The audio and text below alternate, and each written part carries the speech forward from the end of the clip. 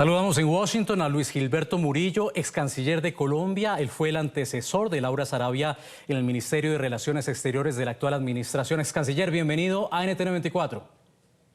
Muchas gracias, Nicolai, por la oportunidad de dialogar sobre temas tan importantes para el país. Por supuesto que sí lo son, ex canciller. Yo recuerdo esa última intervención en esta crisis que estalló en enero, cuando usted, al costado de Laura Sarabia, quien lo reemplazaría instantes después en la Cancillería, hablaba sobre ese impasse cuando el presidente Gustavo Petro se negó a recibir el avión de deportados colombianos, ocasionando la furia de la administración Trump. Desde entonces, ¿qué ha pasado? Es decir, en vez de desescalar, las tensiones se siguieron escalando para que lleguemos nuevamente a ese punto de choque. Bueno, Nicolai, es necesario resaltar que este es un momento de tensión donde se requiere mucha prudencia, mucha mesura y un sentido de Estado. Debe prevalecer ese sentido de Estado.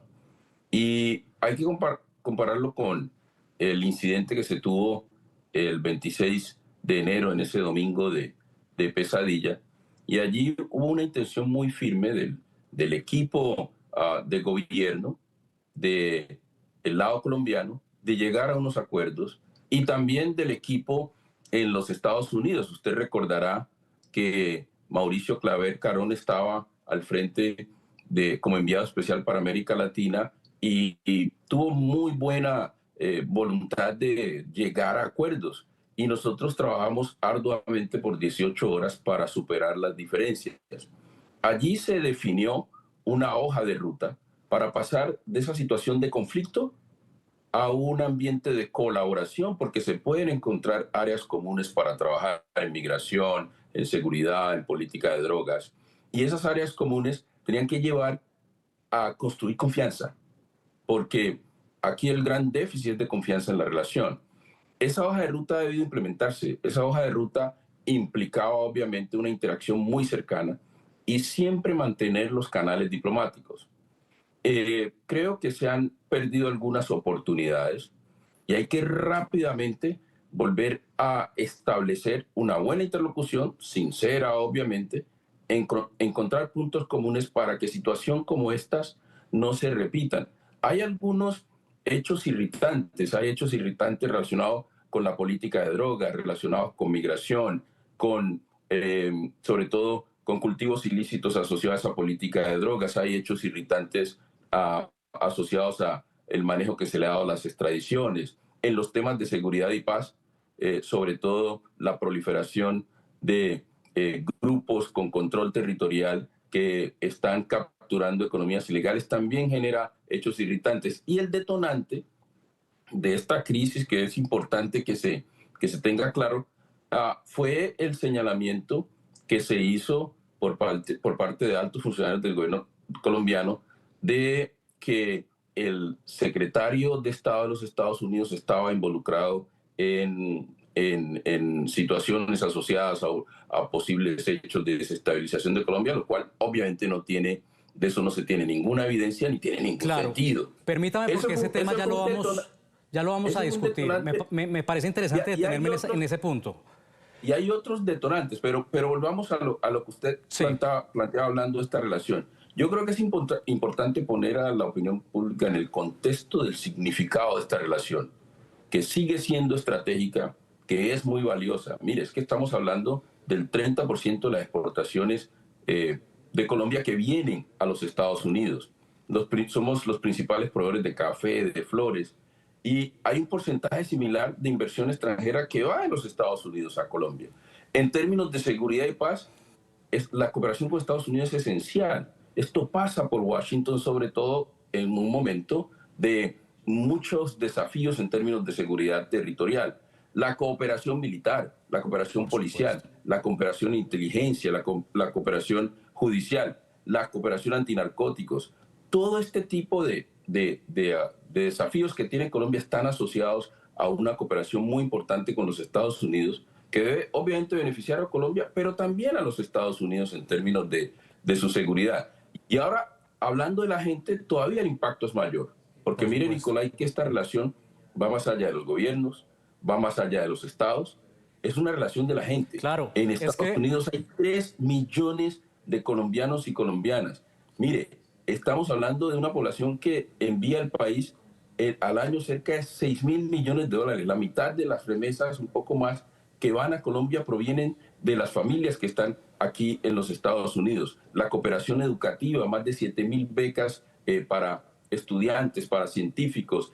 El país de preferencia para visitantes de Estados Unidos en Sudamérica es Colombia, y el país de preferencia para los turistas colombianos es Estados Unidos. Entonces aquí hay una relación muy dinámica, muy armónica, que hay que por protegerla. ¿Cómo supuesto. protegerla? Exministro, Defendiendo el interés de esos colombianos, esos 3 millones de colombianos en los Estados Unidos, pero también el interés nacional asociado, obviamente, a nuestras economías. Un ejemplo, si usted afecta la cooperación comercial, obviamente que eso implica afectación a los empleos y sobre todo en lo que tiene que ver con la mujer rural, con los que están dedicados a aspectos que han crecido mucho, sobre todo las exportaciones agrícolas. Entonces allí hay que mirar esto con cabeza fría sí. y hay que evitar caer en provocaciones que generen detonantes como este, porque no deberíamos estar en esta Es que las situación. repercusiones, ya nos lo enseñó el pasado, podrían ser inmensas. Lo vimos en la crisis de enero Así cuando es. se escalaron los aranceles que finalmente no se concretaron de un 20 a un 50%. Ahora, han sido muchas las reacciones. En medio de toda esta crisis,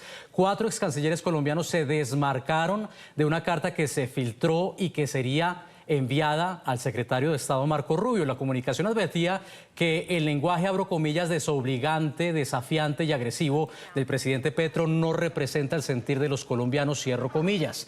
Se trata de Julio Londoño, Camilo Reyes Guillermo, Fernández de Soto y Carolina Barco. Dijeron que no fueron consultados para que incluyeran sus nombres en la carta. Explicaron que para hacer la mejor intermediación prefieren mantenerse prudentes y vigilantes. Ex canciller Murillo, ¿usted qué opina de la posición que asumieron estos exministros? La prudencia es muy importante, es lo central, y hay que darle espacio a la diplomacia para que haga su trabajo. Colombia tiene una buena representación en su embajador. El gobierno colombiano en Bogotá debe escucharle más a su embajador. Hay que darles espacio, pero todos los que podemos aportar de alguna manera a que esta relación se mantenga, hay que hacerlo. Mire, yo le coloco el ejemplo de mi caso particular. Llevo 25 años relacionados con los Estados Unidos, 12 años viviendo en Washington, toda mi familia está aquí, tengo un hijo que es concejal en una ciudad, tengo otro que es asesor del Congreso. Entonces, para mí este es un asunto muy, muy personal, porque entiendo esta relación, porque sé la importancia de esta relación y todos tenemos que contribuir a que se pueda mejorar. Ahora, hay que respetar los canales institucionales. Hay un jefe de la política exterior, hay unos canales diplomáticos que tienen que operar, pero sí le exigimos, obviamente, al gobierno mucha prudencia, porque estamos en una situación, no deberíamos estar en una situación como esta, en primer lugar, porque ya tuvimos un primer incidente el 26 de enero y eso dejó lecciones aprendidas. Y esas lecciones aprendidas, y es mi opinión muy particular, creo que ha de dársele la importancia desde la Cancillería a un manejo muy delicado y con mucha filigrana de esta relación. No solamente en el caso colombiano, porque usted sabe que la gran mayoría de países tienen el desafío de la interlocución con los Estados Unidos y lo están manejando de manera muy prudente. Se requiere mucha cabeza fría y creo que se subestimó el hecho de que pudiese llegar a un momento como este, con algunos agravantes. Cuando en el 26 de enero nos tocó la negociación, obviamente habían personas que conocen muy bien Colombia y con muy buena intención de poder avanzar en llegar a acuerdos, a arreglos. Uno de ellos, Mauricio Claver Carón. Ahora, hay que agregarle a esto que en el contexto de lo que plantean los cancilleres que usted acaba de mencionar, sí se requiere en Colombia un diálogo amplio y que se pueda llegar a una especie de acuerdo de país sobre cómo manejar cómo orientar su política exterior y cómo realmente podemos los que estamos por fuera del gobierno contribuir a que se mantenga una buena relación con Estados Unidos, que es estratégica, y Colombia puede avanzar en su política de diversificación de sus relaciones exteriores. Eso es muy importante porque está en juego no solamente el interés de un gobierno o el interés del Estado, sino de toda la sociedad. Y vuelvo, insisto, con prudencia se debe tener la capacidad de que esta relación pueda mantenerse en medio de distintas ideologías, en medio de cambios de ciclos políticos y en medio de cambios de estilo, porque realmente hay muchos intereses comunes. Nadie gana con una situación de esta, excepto los que están en redes criminales, narcotraficantes, mafiosos, porque los pueblos de uno y otro lado pierden y también los gobiernos. Así que hay que encontrar un punto de colaboración, pasar del conflicto a la colaboración, pero eso requiere una estrategia muy clara, muy sistemática y mucha prudencia. Volviendo a la carta, estos ex cancilleres, ex embajadores piden, denuncian el tono desafiante de Gustavo Petro. ¿Usted cree que al igual que le hicieron el llamado al presidente tras el atentado a Miguel Uribe, hay que llamar a Petro a desescalar el lenguaje frente a las relaciones y que no le siga echando leña al fuego? Yo creo que cuando hablamos de prudencia, obviamente hay que dejarle el espacio a la diplomacia y hay que tener mucho cuidado con las manifestaciones que se dan en el contexto de esta relación. Se requiere mucho respeto, porque el lenguaje ya de interacción ha escalado muchísimo y saber responder a esto con mucha inteligencia, con mucha responsabilidad. Mire, aquí se requiere la diplomacia de la responsabilidad, porque lo fácil es obviamente provocar, gritar, decir cosas, pero lo responsable realmente es asumir esto con prudencia y ni provocar, ni dejarse provocar por actitudes que se puedan interpretar como de injerencia política o que puedan asumirse como actitudes desafiantes para el país. No, aquí hay que evitar que las discusiones domésticas de ambos países permee la tranquilidad que debe tener esta relación, porque es una relación supremamente estratégica y muy importante para Colombia, como lo hemos dicho, y muy importante para los Estados Unidos. El motivo de Washington, exministro, de llamar a consultas a su máximo representante de Colombia, según el Departamento de Estado, son las declaraciones infundadas y reprensibles de los más altos niveles del gobierno de Colombia. Precisamente, el senador colombo estadounidense Bernie Moreno exigió al presidente Gustavo Petro retractarse de sus ataques al secretario de Estado Marco Rubio, al que anteriormente el mandatario colombiano había señalado de participar en un supuesto plan golpista. Esto escribió. El presidente Petro debe retractarse de sus recientes ataques escandalosos contra nuestro gran secretario de Estado y la Embajada de Estados Unidos en Colombia. La retractación que exigió ex canciller Bernie Moreno va en línea con la molestia en el Departamento de Estado que, usted me corregirá, según varias fuentes, habría llamado a una rectificación al gobierno colombiano después de que el 11 de junio Gustavo Petro se refiriera a la supuesta participación del secretario Marco Rubio en un presunto plan golpista en su contra, citando una declaración que horas atrás había hecho Nicolás Maduro en Venezuela. Quiero que me acompañe a recordar, ex canciller, estas declaraciones. Veamos. Es un plan que está siendo dirigido por Marco Rubio de Estados Unidos y tiene como fin llenar de bandas criminales, de violencia criminal, de terrorismo todo Colombia para ir a derrocar al gobierno progresista del presidente Gustavo Petro e imponer un escenario para que vuelva un gobierno de extrema derecha, neofascista. Yo también tengo informaciones y sé que cierta persona líder de la extrema derecha en Colombia ha estado hablando con el secretario de Estado. Y también sé que hay una grabación por allí que le puse a escuchar a la fiscal general de la Nación, en donde cierto dirigente de extrema derecha de Colombia, que no es Uribe, ojo, está aliado con el narcotráfico, buscando que gentes y fuerzas en Colombia, gremiales, y gentes y fuerzas en Colombia y en Estados Unidos de extrema derecha produzcan un golpe de Estado en Colombia. en respuesta o no a ese llamado a retractarse que habría hecho Washington, el presidente de Colombia terminó suavizando su discurso esta semana. El martes, en un escueto mensaje en X, Gustavo Petro cambió su retórica al referirse al audio del ex canciller Álvaro Leiva, en el que se le oye decir al exministro que había que sacar al mandatario, según un fragmento revelado por el diario El País. Petro escribió, abro comillas, lo peligroso no fue el secretario de Estado de Estados Unidos, Marco Rubio, que no estuvo metido realmente. La idea la retomó el jueves cuando, contrario a lo que dijo en junio, terminó descartando la participación de Rubio en la trama. No creo que Marco Rubio esté en un golpe de Estado contra Petro, porque los señores de la extrema derecha que estaban en eso no llegaron a la oficina de Marco Rubio, sino la de otros, y no me voy a poner a pendejear por eso. Eso es asunto que la fiscal general de la Nación tiene que establecer, no yo.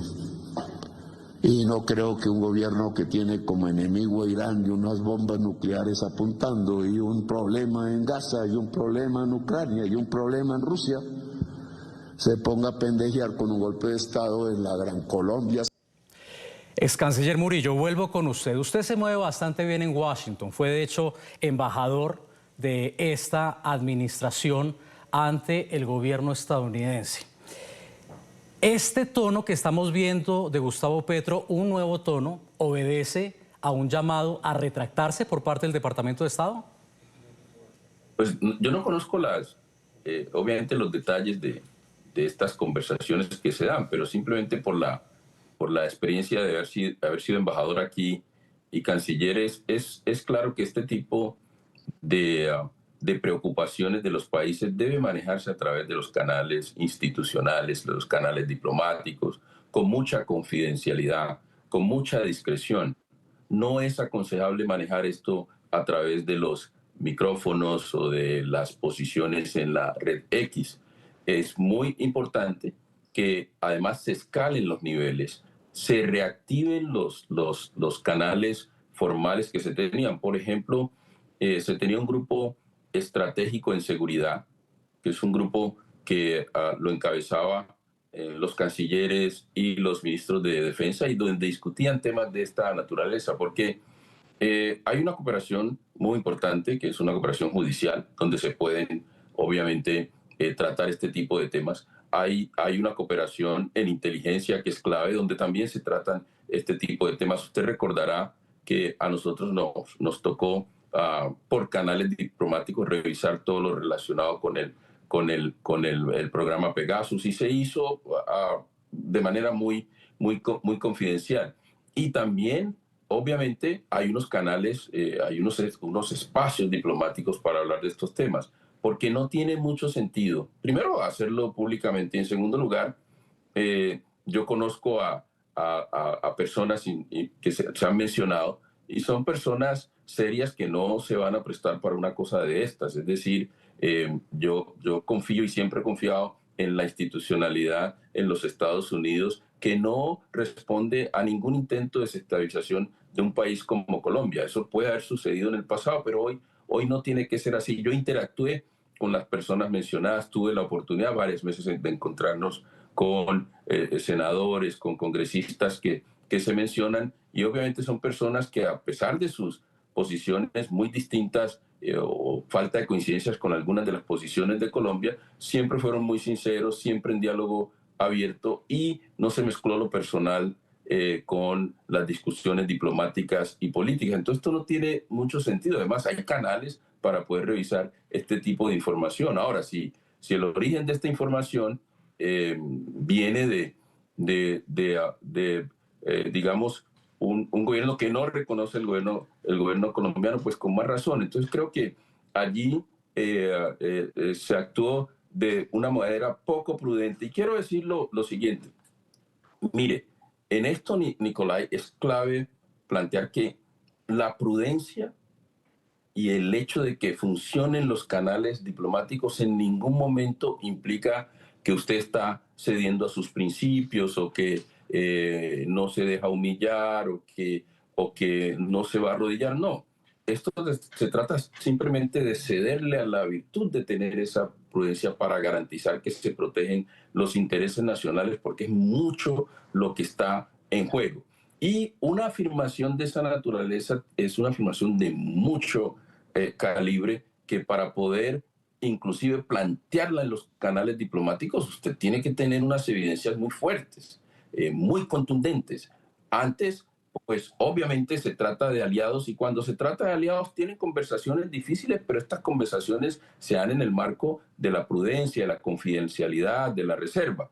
Y ese debe ser el estilo, obviamente, que debe adoptar sobre todo el gobierno colombiano en una relación que se hace cada vez más difícil, y que hay, obviamente, reitero, que evitar hacer esto por canales públicos donde ese tipo de discusiones no ayuda. Y el otro mensaje, Nicolai, es un poco frente a actores que no tienen la dirección de la diplomacia y la política exterior. Es decir, la participación de congresistas, que puede ser muy legítima, en momentos como estos, con afirmaciones de esa naturaleza, pues no ayudan. Hay que dejar que los gobiernos encuentren los canales para llegar a entendimientos. Entonces, para redondear, ¿usted no cree que haya habido una participación en reuniones de supuestas tramas golpistas de políticos, congresistas estadounidenses, republicanos, el propio secretario de Estado Marco Rubio? Yo no conozco los detalles, pero conozco a los actores que se han mencionado, y he tenido interacción con todos ellos, y no creería que se dé una situación de esta. No conozco los detalles, pero las personas que yo conozco y con las cuales he interactuado no se prestarían para una cosa de esas. Ahora, antes de despedirlo, usted ha sido muy amable en dedicarnos estos minutos en la tarde y fin de semana, aquí mismo en NTN 24. Esta crisis parece haber tomado nuevamente al gobierno colombiano con los pantalones abajo, discúlpeme la expresión, después de la renuncia de la canciller Laura Sarabia. Ella renunció después de una desautorización por este lío del cambio de contrato en la emisión de los pasaportes. La administración Petro estaba pujando para que, como usted de alguna manera lo estaba preparando, estos pasaportes fueran emitidos por la Imprenta Nacional de Colombia en colaboración con el gobierno de Portugal. Sin embargo, Laura Sarabia quería extender el anterior contrato con Thomas Gregg & Sons, y el gobierno, a través del nuevo jefe de gabinete, terminó desautorizándola, insistiendo en este contrato con el gobierno de Portugal y la Imprenta de Colombia. Yo le pregunto, porque han sido muchas las dudas. Usted en su momento dijo que había tiempo suficiente para prepararse, pero ahora que quedan solo 2 meses para que estalle esto, porque el contrato se vence en septiembre y debe comenzar el nuevo a partir de esa fecha, los colombianos pueden tener la seguridad de que habrá pasaportes a partir de septiembre. ¿Está capacitada la imprenta y está capacitado el gobierno de Portugal para cumplir esto en tan solo 2 meses? Mire, Nicolai, en esto hay que ser muy claro. Nosotros encontramos una crisis que solucionamos en varios sentidos. El primero, evitamos la tercerización y asumimos el agendamiento, que hoy es un agendamiento, Colombia emite es decir, el agendamiento de citas y la entrega de pasaportes, una de las más rápidas del mundo. Acabamos con la red de corrupción que existía en torno a los tramitadores, porque modernizamos el software para eso. E igualmente asumimos el manejo de los datos, de la data de los colombianos, como un tema de seguridad nacional.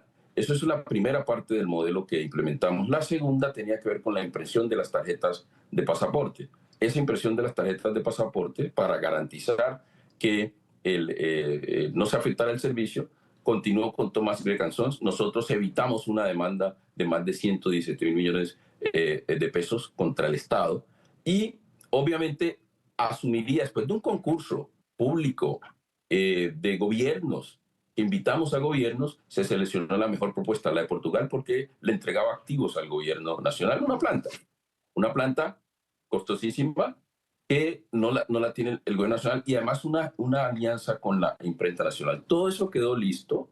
Mire usted que nosotros negociamos con el gobierno de Portugal, se estableció en octubre una hoja de ruta a través de un primer acuerdo, que fue un memorando de entendimiento para esa hoja de ruta. Y se tuvo listo la negociación en febrero. Portugal estuvo listo para firmar llegaron a Bogotá para firmar el segundo acuerdo, el acuerdo de cooperación en marzo, porque después de la firma de ese acuerdo de cooperación se necesitan entre 6 y 7 meses para instalar la planta en la imprenta nacional y empezar a producir las tarjetas, a imprimir las tarjetas de pasaporte, que en ningún momento en ese modelo está previsto que lo haga la imprenta nacional. La imprenta nacional solo asumiría la formalización de la información. La impresión siempre estaría a cargo en esa planta, en la imprenta nacional de Portugal, hasta tanto la imprenta nacional esté lista en los próximos 10 años.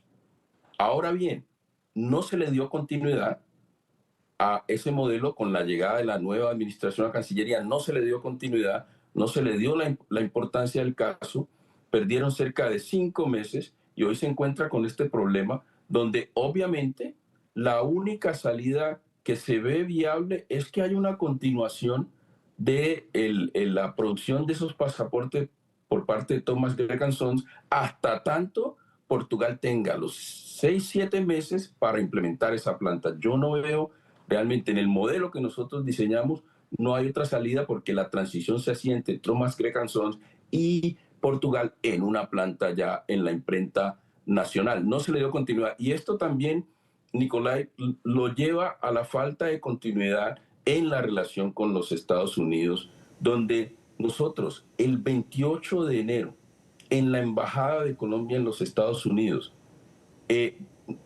invitamos y llegó, nos visitó el territorio nacional el enviado especial de la Casa Blanca para establecer la hoja de ruta de pasar de esa agenda de conflicto a una agenda positiva. Sí. Y allí tampoco se le dio la prioridad del caso. Pero, ex canciller, aquí la gran pregunta es si a partir de septiembre los colombianos tendrán o no pasaporte con el tiempo que nos queda. Bueno, esa pregunta tendrán que responderla obviamente los encargados del tema. Nosotros hace 6 meses nos retiramos, 5 o 6 meses de la Cancillería. Vuelvo, insisto, no se le dio continuidad y al no darle continuidad a la implementación de ese modelo, han llegado a la situación que tienen hoy. Y lo que hay que evitar es que esa improvisación que se dio en estos 5 meses no vaya a continuar tratando de resolver un problema y es creando otro adicional. Ese modelo está bien definido, hay que dar los 6-7 meses para que Portugal pueda tener la planta instalada en la imprenta nacional y para eso se requiere continuación de la transición. Ex canciller, muchas gracias por su tiempo. Saludos en Washington, D.C. Era Luis Gilberto Murillo, quien estuvo a cargo de las relaciones internacionales bajo la administración de Petro antes de Laura Sarabia y también fue embajador de Colombia en la capital estadounidense. Feliz tarde. Muchas gracias.